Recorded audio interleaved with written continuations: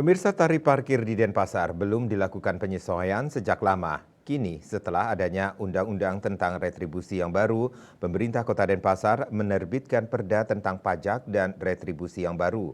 Ranperda ini juga sudah mendapat persetujuan dari DPRD untuk dijadikan perda. Karena itu penyesuaian tarif parkir mulai dirancang.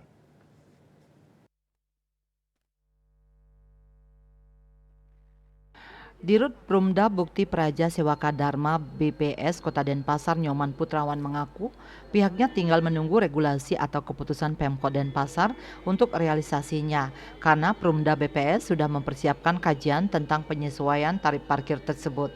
Pihaknya juga telah diundang oleh bagian hukum Setda Kota Denpasar untuk membahas masalah ini.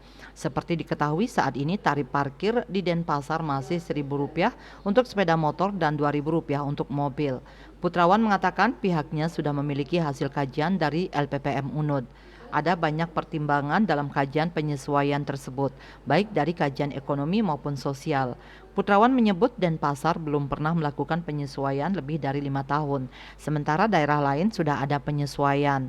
Wali Kota Denpasar IGN Jayanegara saat dikonfirmasi mengatakan terkait dengan penyesuaian tarif parkir sudah ada perdanya. Selain itu, kajian juga sudah ada di Perumda. Intinya nanti fokus pada peningkatan pelayanan. Asmara Putra, Bali Pos melaporkan.